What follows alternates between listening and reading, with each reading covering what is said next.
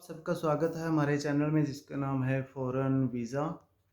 और आज हम बात करेंगे माल्टा ऑनलाइन फ्री जॉब और बस ड्राइवर जॉब। एक ही कैटेगरी में दो बातें आएंगी, तो चैनल थोड़ा नया है मगर हम फालतू की बात नहीं करेंगे।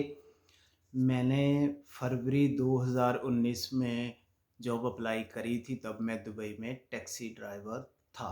तो हम पहले वहाँ से शुरू करते हैं।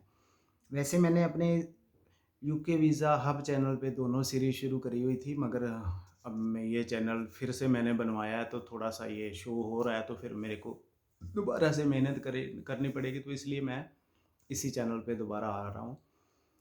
तो इस चैनल के दो टाइटल बन जाएंगे, ऑनलाइन फ्री जॉब भी आप बोल सकते हैं और बस ड्राइवर जॉब भी बोल सकते हैं। तो ये दूसरा पार्ट है, फिर आगे हम कंटिन्यू करेंगे। तो मैंने हाफ फरवरी में यूएई में जब मैं टैक्सी ड्राइवर की जॉब था, तो मेरे ख्याल 10-15 फरवरी से पहले भी मैं अप्लाई करता रहता था, मगर कहीं से कोई जवाब नहीं आता था।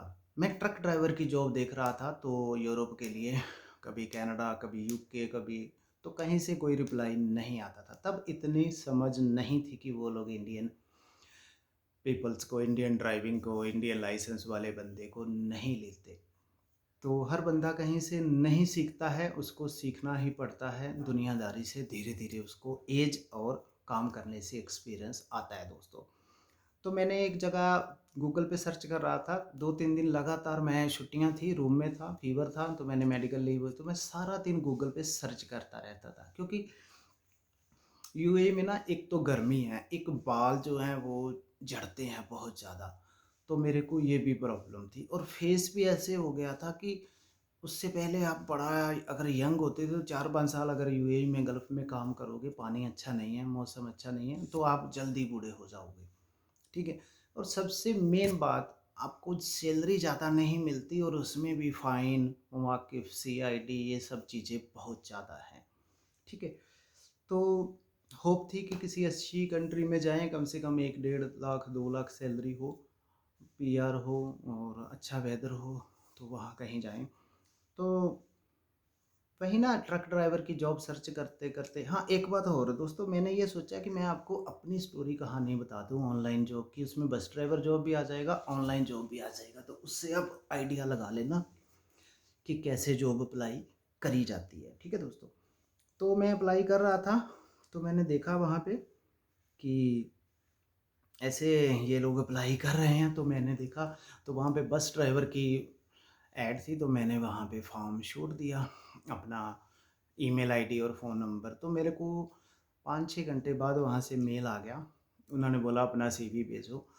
तो मैंने सीवी सिंपल भेजा, वो बोले यूरोपास सीवी कवर लेटर और एक्सपीरियंस लेटर भेजो। तब मेरे को नहीं पता होता था कि कवर लेटर क्या है और यूरोपास सीवी क्या है। मैंने बहुत सारी एजेंसी से, वहाँ पे जो दुकानें हैं, कैफ़े है, पूछा यूएई में, किसी को नहीं पता था। मैंने इंडिया में पता करा, इधर उधर से पता करा, कहीं से पता नहीं चला। फिर मैंने नेट पे सर्च किया, तो ऐसे ही टूटा फूटा मिला हम लोग के, मैंने यूरोपास सीवी बना लिया। फिर मैंने वो भेजा, उसके बाद उनकी डॉक्यूमेंटेशन की लिस्ट शुरू हुई। उन्होंने काफ़ी कुछ डॉक्यूमेंट्स मेरे से मांगे, ड्राइविंग लाइसेंस, इंटरनेशनल लाइसेंस पूछा। तब मेरे को ये भी नहीं पता था इंटरनेशनल लाइसेंस क्या होता है, कैसे अप्लाई किया जाता है।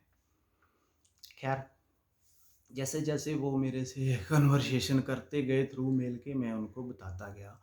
फिर उन्होंने काफ़ी कुछ पूछा, आप कब से काम कर रहे हो, मेल के थ्रू, आप क्यों आना चाहते हो माल्टा, आपका कितना एक्सपीरियंस है, इंग्लिश कैसी है, लाइसेंस कितना पुराना है, यूए का लाइसेंस है, आपके पास पीसीसी है, कोई क्रिमिनल केस तो नहीं है। तो जैसे जैसे वो पूछते थे, मैं वैसे वैसे उनको मेल कर रहा था। तो क्योंकि मैं मेडिकल लीव पे था, 3-4 दिन छुट्टियां थी, ऐसे ऐसे करके मैंने अप्लाई किया। फिर मेरे को उन्होंने 3 दिन बाद का 12 बजे का टाइम दिया, माल्टा 12 बजे का, मेरे ख्याल यूएई का दोपहर का टाइम था, कि आपकी इंटरव्यू होगी। तो मैं बहुत एक्साइटेड था।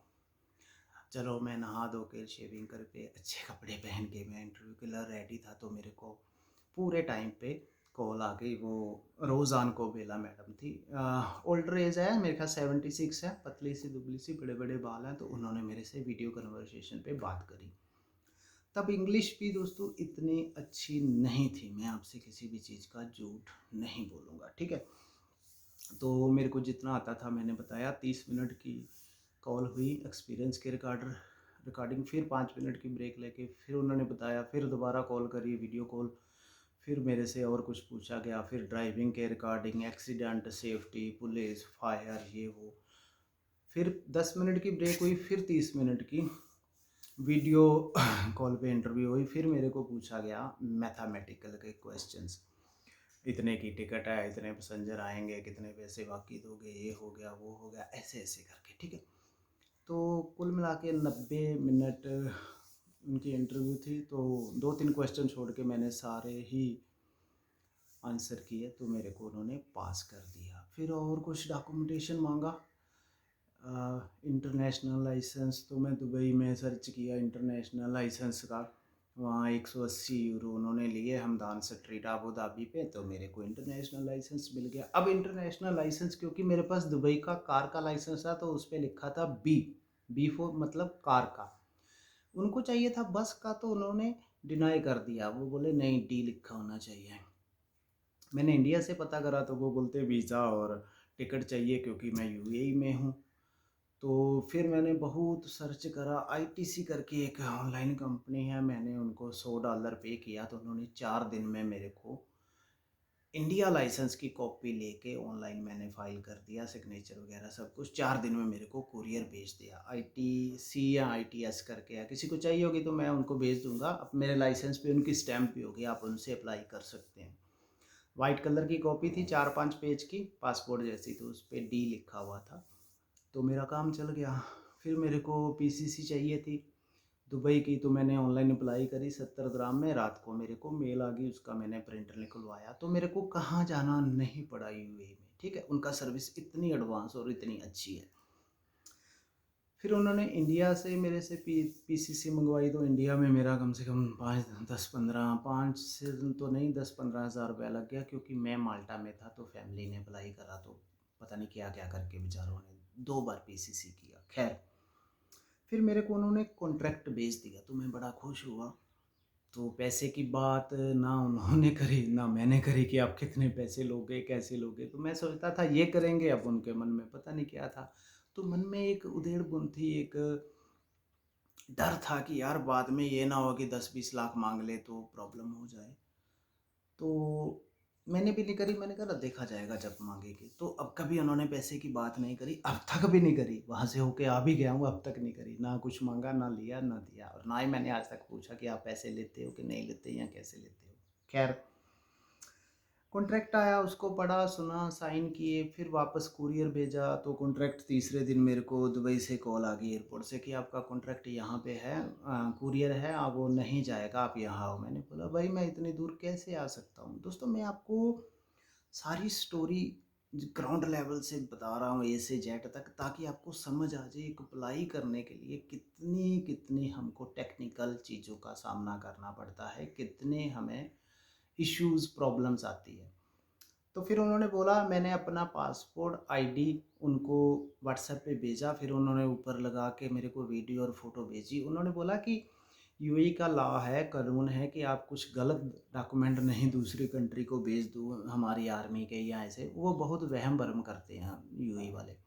इसलिए कोई भी कुरियर ऐसा अदर नेशनलिटी का दूसरी जगह नहीं जाता अगर आपने उसमें आईडी नहीं लगाई। तो उसने फ्रंट पेज पे फिर मेरे बॉक्स के ऊपर जो मैंने पैकेज भेजा उसके ऊपर मेरी आईडी और पासपोर्ट का फ़ोटो लगाया, फिर वो मेरा कुरियर चला गया। 4-5 बार मैंने कुरियर भेजा, तब वो 150 दिराम कुरियर का लेते थे, मतलब इंडिया का 3000, दुबई से माल्टा। तो कॉन्ट्रैक्ट मिल गया था मेरे को, कॉन्ट्रैक्ट मैंने वापस भेज दिया।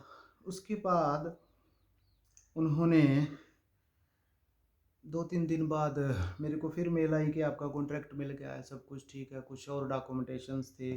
फिर उन्होंने मेरे से मांगा एक्सपीरियंस सर्टिफिकेट, और एक्सपीरियंस सर्टिफिकेट उस कंपनी का मेरे पास नहीं था, पासपोर्ट भी उनके पास था, तो मेरे को बड़ी दिक्कत हुई।